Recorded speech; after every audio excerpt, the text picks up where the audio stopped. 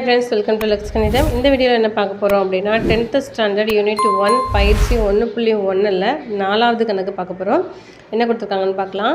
A = 5,6, B = 4,5,6, C = 5,6,7 எனில் A cross A = B cross B intersection C cross C என காட்டுக அப்படின்னு சொல்லியிருக்காங்க. அதாவது இதை ப்ரூஃப் பண்ணணும். இப்போ இதில் என்னெல்லாம் இருக்குன்னா ஏபிசிங்கிற 3 கணம் இருக்குது. அந்த 3 கணங்கள் அவங்க கொடுத்துட்டாங்க. இதை நம்ம ப்ரூஃப் பண்ணி தான் இதில் காமிக்க போகிறோம். சரியா, எப்படி செய்யுதுன்னு பார்க்கலாம். ஃபஸ்ட்டு என்னென்ன கணங்கள் கொடுத்துருக்காங்களோ அந்த கணங்கள்லாம் நம்ம எழுதியாச்சு. இப்போ இதுதான் நம்ம ப்ரூஃப் பண்ண சொல்லியிருக்காங்க. ஸோ அதில் லெஃப்ட் ஹேண்ட் சைடில் இருக்கிறது என்னென்னு பார்த்தீங்கன்னா A cross A இருக்குது. ஸோ A cross A அப்படின்றது என்னென்னா ஏங்கிற கணத்தை அப்படியே எழுதிக்கோங்க. கிராஸ் மறுபடியும் ஏங்கிற கணத்தை அப்படியே எழுதிக்கோங்க 5,6. ஸோ இது ரெண்டையும் இப்போ கிராஸ் பண்ண போகிறோம். என்ன பண்ணுவோம், ஃபஸ்ட்டு நம்பர் என்ன நம்பர் இருக்கோ ஃபஸ்ட்டு கணத்தில் இதை வச்சு இந்த ரெண்டாவது கணத்தில் உள்ள 2 உறுப்புகளோடையும் அதை சேர்த்து நம்ம வரிசை ஜோடிகளாக எழுத போகிறோம். அப்போ 5,5 அடுத்து 5,6 நெக்ஸ்ட்டு 6,5 6,6 6,5 6,6 ஓகேவா. ஸோ எழுதியாச்சு A cross A. இப்போ லெஃப்ட் ஹேண்ட் சைடு ஃபுல்லாகவே கண்டுபிடிச்சிட்டோம். ஸோ இதை ஈக்குவேஷன் 1ன்னு வச்சுக்கலாமா.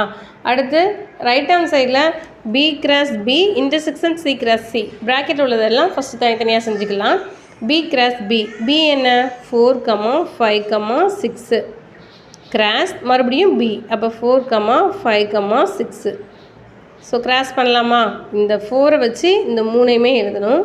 4,4 4,5 4,6 அதே மாதிரி அடுத்த நம்பர் 5,4 5,5 5,6 5,4 5,5 5,6 அடுத்தது 6 வச்சு 3ஐயுமே எழுதணும்.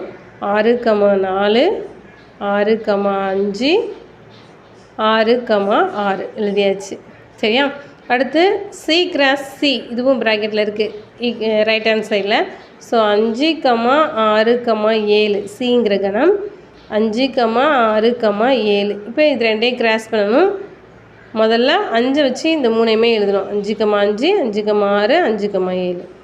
5,6 5,7 5,5 5,6 5,7. அடுத்து 6 வச்சு எழுதணும். 6,5 6,6 6,7. அடுத்தது 7 வச்சு எழுதணும். 7,5 7,6 7,7. சரியா. அடுத்து இது ரெண்டையும் சேர்த்து இப்போ கண்டுபிடிச்சிருக்கோம்ல 2 கண்டுபிடிச்சிருக்கோமா. இந்த ரெண்டையும் சேர்த்து இன்டர்செக்ட் பண்ண சொல்லியிருக்காங்க. இன்டர்செக்ஷனாக என்ன, ரெண்டுலேயும் பொதுவாக உள்ளதை மட்டும் நம்ம எடுத்து எழுதணும். ரெண்டுலேயும் பொதுவாக என்னென்ன இருக்குதுன்னு பார்க்கலாமா. 4,4 இங்கே இல்லவே இல்லை. 4,5 இல்லை. 4,6 இல்லை. 5,4 இருக்கா, அதுவும் இல்லை. 5,5 இருக்குது. ஸோ 5,5 5,5 பொதுவாக இருக்குது. ஸோ அதை எழுதிக்கலாம் 5,5.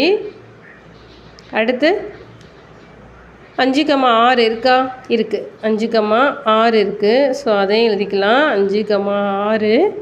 அடுத்து 6,4 இருக்கா, 6,4 இல்லை. அடுத்து 6,5 இருக்கா, இருக்குது. 6,5 6,5. அடுத்து 6,6 6,6 அதுவும் இருக்குது. ஸோ அதையும் எழுதிக்கிட்டாச்சு. வேறு இங்கே எதுவுமே இல்லை. அப்போ இங்கே இல்லைன்னா இங்கே இருக்கிறது அங்கே இருக்கிறதுக்கு வாய்ப்பு கிடையாது. ஸோ இதையும் ரவுண்ட் பண்ணிக்கோங்க. இப்போ 4 இது கிடச்சிருக்கு, எழுதியாச்சு. இது ரைட் ஹேண்ட் சைடு, இதை 2ன்னு வச்சுக்கலாம். இப்போ 1ஐயும் 2ஐயும் கம்பேர் பண்ணுங்கள். 5,5 5,5 5,6 5,6 6,5 6,5 6,6 6,6. ஸோ ரெண்டுமே ஈக்குவலாக வந்தது. அதனால் நம்ம ஆன்சர் என்ன எழுதிக்கலாம். A cross A = B cross B intersection C cross C என்பது சரிபார்க்கப்பட்டது அப்படின்னு ஆன்சர் எழுதிக்கலாம். ஸோ 4வது கணக்கு உங்களுக்கு நல்லாவே புரிஞ்சிருக்குன்னு நினைக்கிறேன். வீடியோ பிடிச்சிருந்தது அப்படின்னா லைக் பண்ணுங்கள், ஷேர் பண்ணுங்கள். Okay friends, thank you.